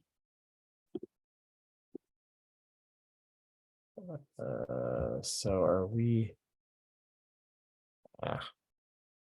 It's flipped in Y compared to what I'm used to. Oh, is it? I wonder why. Oh, because of the Y flip button is selected. That's why.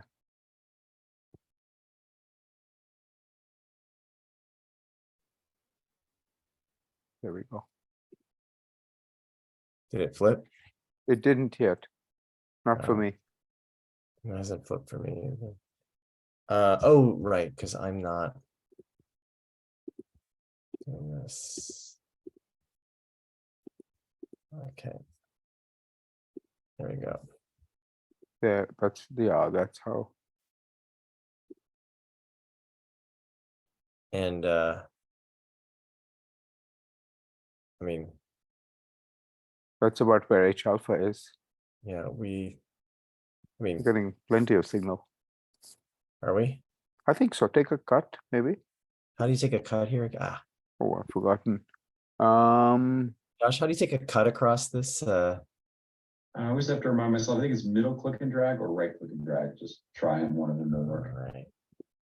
Ah, no, that didn't work. Oh yeah. Maybe it's left click and drag.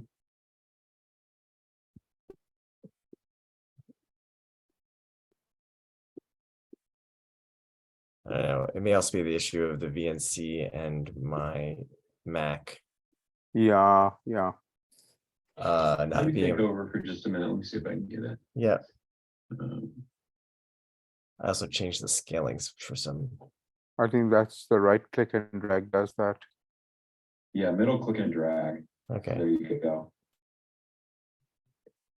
So it looks like you Getting get 700 count counts. a few thousand Yeah. per pixel.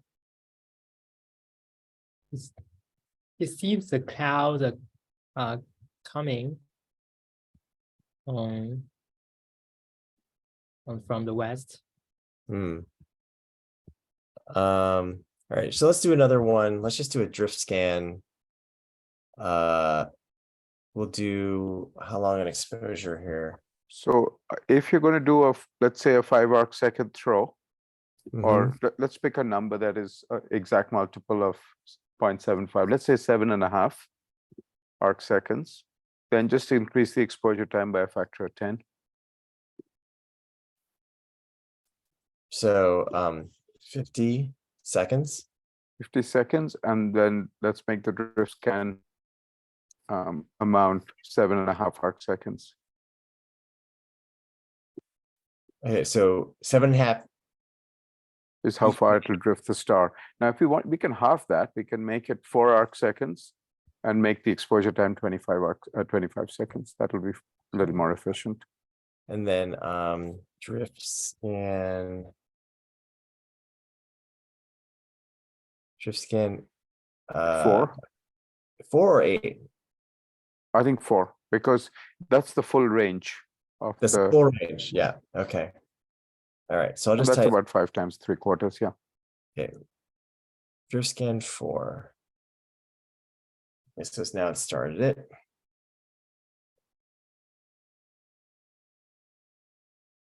So it should offset the star. You can see it's offset, right? It's outside the Yes. slit, Offset. and now it's gonna. The exposure hasn't started, but once it starts, you should see the star going across. It's still flushing the CCD. Now it started. Now the star should be. Oh, I across. didn't update CCD when I changed to 25. That's okay. That's I okay. do second exposure. It'll be twice the exposure time. That's fine. Yeah. It won't saturate. This is fine. We might have a rotation, because I thought it would drift along the slit was the intent. It looks to me like No, off. it's supposed to drift across. Just drift across the slit. It's Okay. supposed to drift across. So just to fill the slit. In Got the it. width direction. Yeah. Although, as I said, with 1.3 arc second seeing, it's probably less important today, but it's just this what we've been doing. So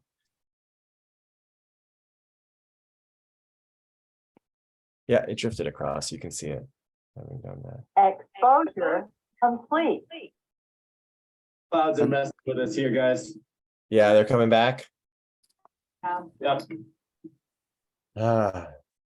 Might be the end of our sucker hole, but we can see. Oh man. Updating her. Okay, thanks.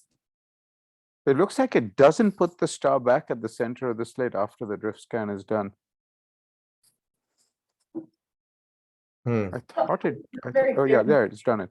And because on Maxim, it definitely was not returning to base, but visually it kind of looked to me like it was. But we were also doing much brighter stars a couple of nights ago, so it was a little hard to tell where the slip was. CCD readout complete.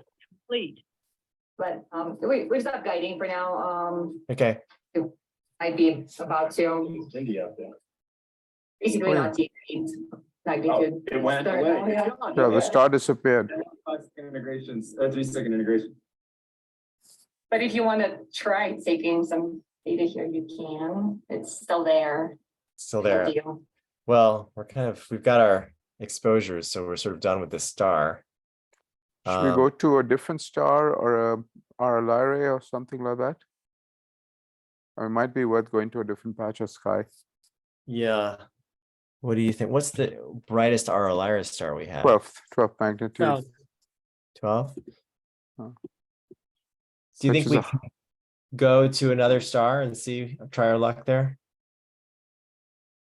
Always. Okay. There's nothing, yeah, I mean, where do you want to go? Kaixiang, why don't you take over here? Do you want to pick the next star, highlight it, and send it? Yeah.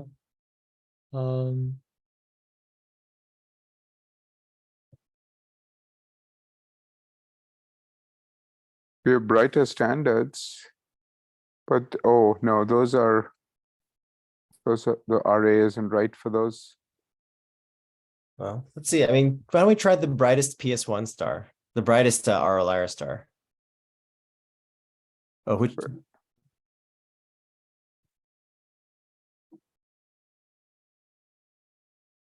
What do we have? Oh, we don't have magnitudes for them, do we? No, I have them. I have them. We in, actually have, and so I'm trying to scroll, but it's all the way at the bottom, I think. not really on the bottom. So it would be near like 30 or 20, like All near right. 30. Okay. Oh, I see. There we Oh, go. Here we It's go. PS1 like 46073. Yeah, This- these are all around 12th, 13th magnitude. Okay. This is 12.15. Well, let's see what. Oh, what just happened? Okay, I'm gonna send this as next target. Let's see. We should still be able to get this one. Oh, it's at -18. Let's see where it is in the sky here. But the cloud is getting Yeah, we don't want yeah. something that low. Yeah. So that's at 5 air masses, 6 Oh, air masses. we're definitely not going to do that one. Okay, and clouds are getting bad. Okay, let's try something else.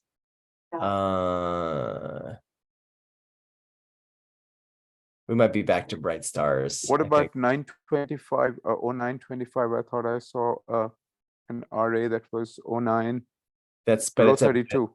it's at -12. Oh, this Oh. is 16. No, not that one. The one right above that number, But row that's at- 32. That's at -21, right? Okay, oh, I see. What about before that? Is there anything else?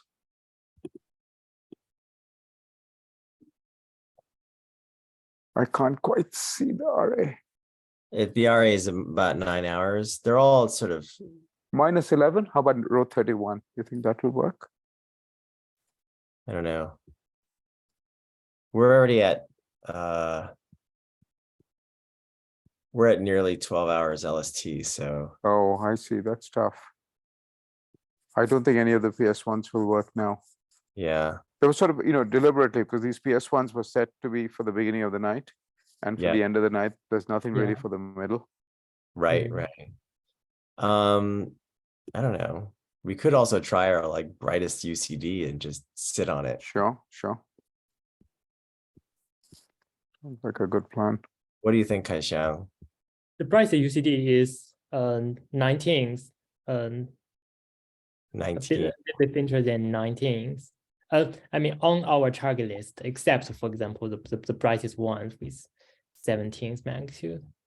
For example, we can try with the UCD E416, which is I don't know. ship- I just looked at the cloud camera and it's we might have been too optimistic here, but I mean you can see what you think here, but Ooh, yeah, I see the cloud camera.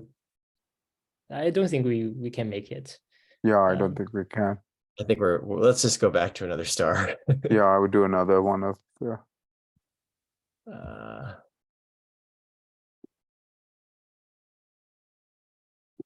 Okay.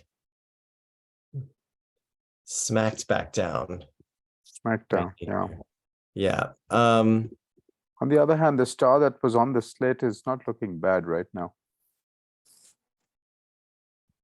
So trying to think if it's unfortunately all our stars are on either side of the Because again, they were set up to be twilight and dawn. yeah. What are we at? This is the one we're on now. That's at 10 hours and -1. Oops, what just happened? Okay. This is a standard star. Yep. Well, this one maybe. This is 7 hours, but it's at +30. That helps. Let's put so I just highlighted a target. Where would this one be? 2.5 air masses, 25 degrees elevation, 300 degrees azimuth. That's not great. It's not up. Honestly, you guys are going to be hard pressed to find anything now. Yeah. Our sucker hole is done. Back up. I'm worried about this stuff to the west too. It looks like we're getting some Virgo moving in. But yeah, I mean, your best bet would be like westish. Westish. And like elevation, yeah. But not for long. Yeah. We don't really have anything. No, I feel you. We can try.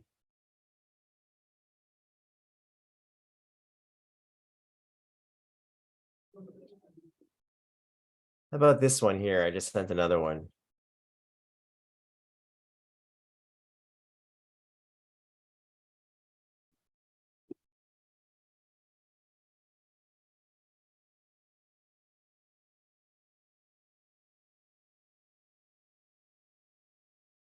This one's at 13 deck, so that's kind of, and that should be like sort of due west at this point.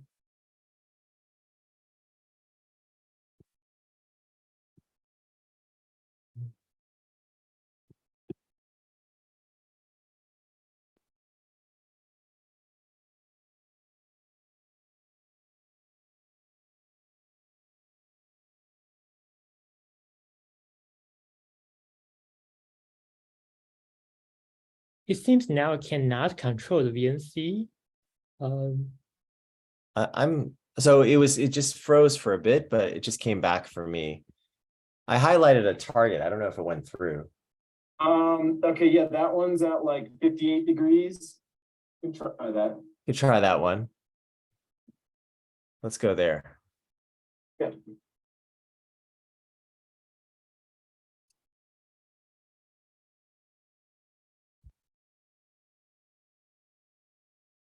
Is there any Kaixiang, when you try to control the BNC, are you getting a delay? Huge delay, I think. Yeah. But it's actually when I do the calibration around that time, it's better than now. When I did the calibration, I like pick the different windows and it's okay, but right now, to me, it's kind of like frozen. And, or maybe I just quit and back in again. Actually, I've already tried this.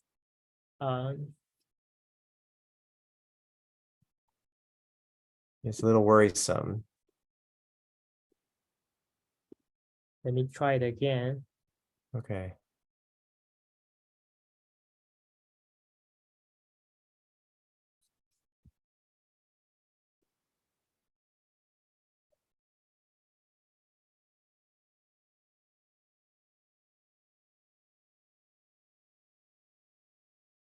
Where is this one supposed to be? This one's supposed to be our. It's like 8.3. Yeah, looking about the same as where we were before. So it looks like a. Are you gonna do a drip scan here, or? I'll just do I'll first do just a normal exposure, and then we'll do a drift scan. Okay, because I only have the slit to guide on, so I'm gonna guide here. And once you're ready to do that, I'll turn the guiding off so you can drift scan. Okay. But if I'm just doing a normal exposure, you can. I can guide on the flick using an algorithm. Yeah. So Yeah. that's what we're doing right now. Okay. Yeah. Awesome. All right. So I'm just gonna do let's try a 10-second exposure. Update CCD. And Sounds good to me, Eric. That's twice the length of the previous one, right? yeah, the previous one was Brighter. was brighter and I might go longer then. yeah. It's okay. You can still update. Oh, You can increase the exposure time and update actually. okay. Exposure. Too late. No worries, no worries. No worries. We VNC is can, not fast enough for me to. we can do another one. I think Yeah, I might do a 50 50. or a minute. Yeah, let's do a minute.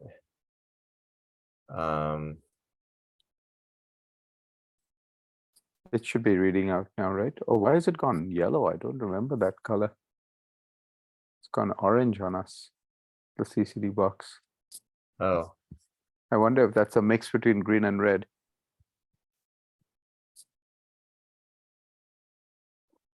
I don't remember it ever. Readout complete. There we go. I think it was some funky color because it was frozen.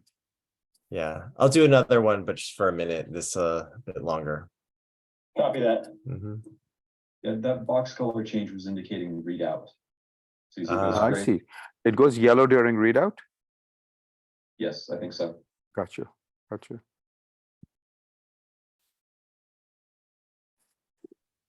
Eric, what does the last exposure look like? Does it look good? I am just going there to see. Okay. Although I can't see anything here. Control one window. Hang on.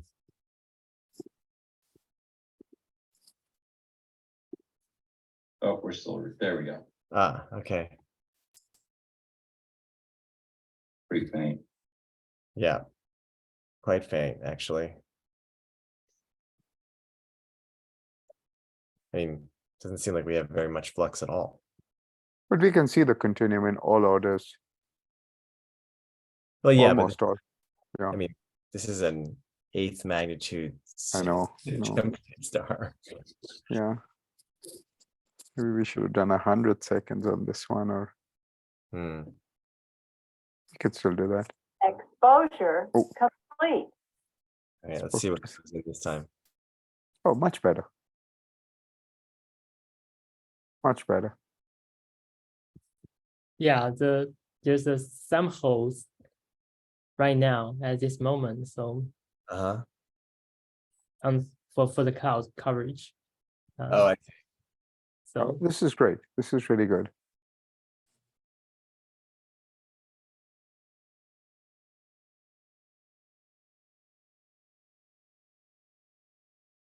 You can even see night sky emission lines in 1 arc minute in a CCD readout complete. Yeah. Okay, so now let's go back to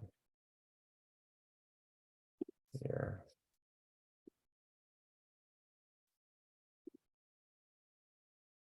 Oh.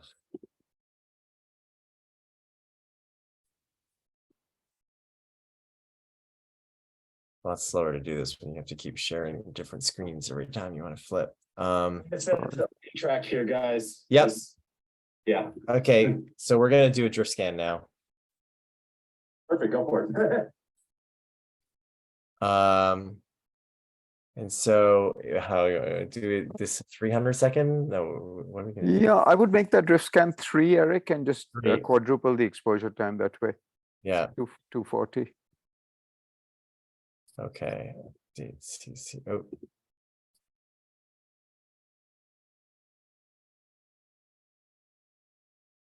Strip scan. Oops. Expose. Oh no, not exposed. Drift scan 3. Okay.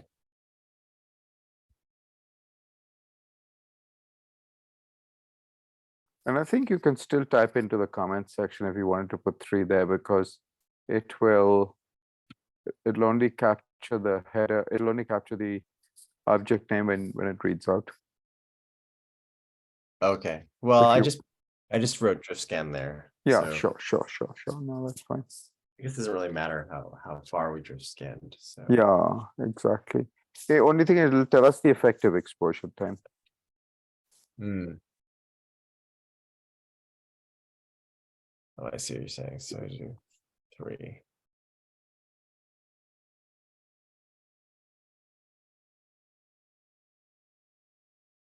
Because here the effective exposure time should still be a minute. Hmm. It really depends on the seeing.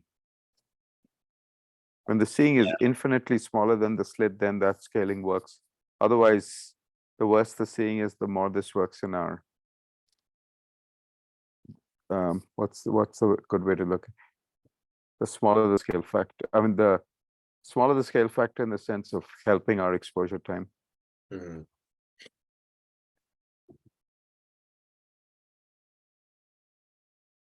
Yeah, I guess in the extreme of really bad seeing, you're getting the full range of the exposure time. You're just sitting on the wings of the PSF. And Coming up here, guys, just FYI, we may be closing again soon. Oh yeah. Okay. Is humidity or what is it? Humidity is creeping up, yeah. Oh, okay. All right. Well, we've got well, let us know. We've got 145 seconds left on this exposure. Yeah, no worries. It's not gonna be anytime crazy soon unless it starts precipitating out of these clouds that are above us, but Okay. yeah, it is like on a pretty steady rise here, so. oh wow, Yeah. You can see that going up. looks like the stock market. Yeah. No, if it were No. looking like the stock, not the recent stock market. So the reflection of the stock market. 1929.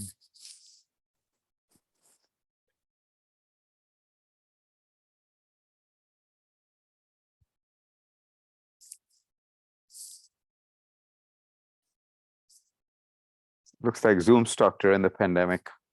Yeah. Yeah. Let me just see if I go to stop share, if I share. Let's take a look at this.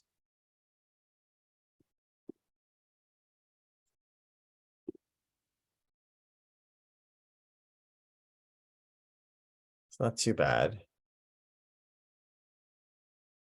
The cloud camera there.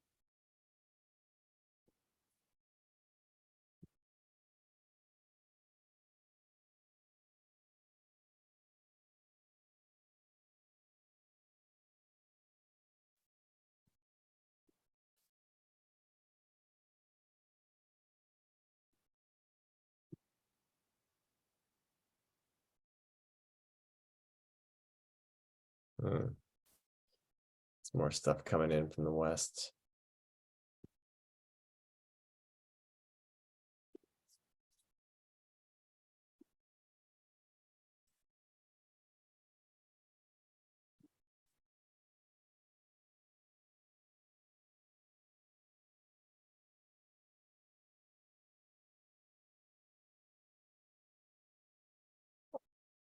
All quiet on the Western Front.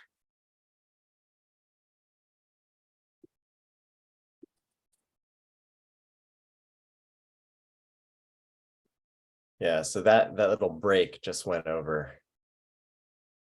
Exposure complete. Exposure Ah, complete. that was a tiny little break there.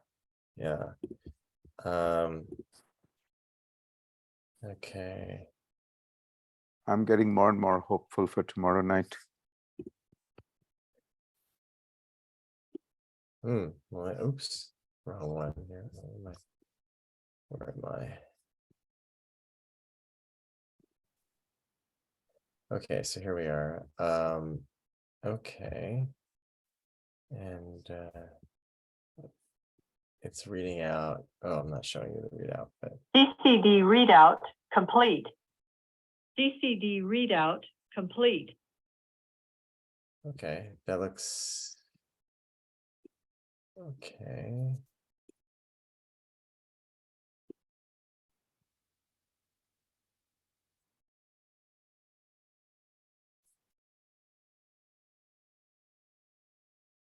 No, it's not where I am.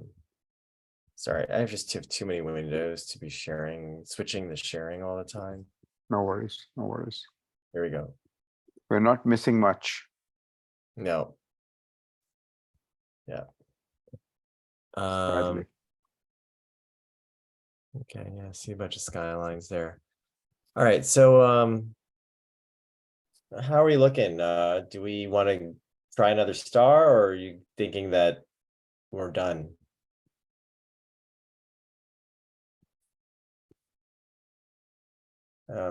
Matt? I mean, I can't see that star anymore. Point taken. Yeah, and we don't have a ton of stars to go to either that are maybe in the right part of the I'm sky. tempted to close up at least while this like patch clears through until we get another sucker hole. I'd be okay with that. I mean, Kaixiang, Raja, what do you think? I'll be fine. Yeah. Yeah, What do you think of it? I mean, Yeah, we're go ahead and close. We'll wait for the next one if there is one. Yep. Yeah, I think maybe after this there might be another one, but yeah, this stuff to the west in the Gemini cams is freaking me out. Mm-hmm. No. In terms of balancing risk versus scientific reward, it makes perfect sense to close. What we're doing is expendable in a way that the telescope is not. Yeah.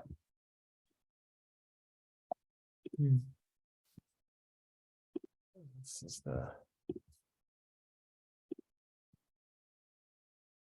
Should we change the current zoom link to the original one?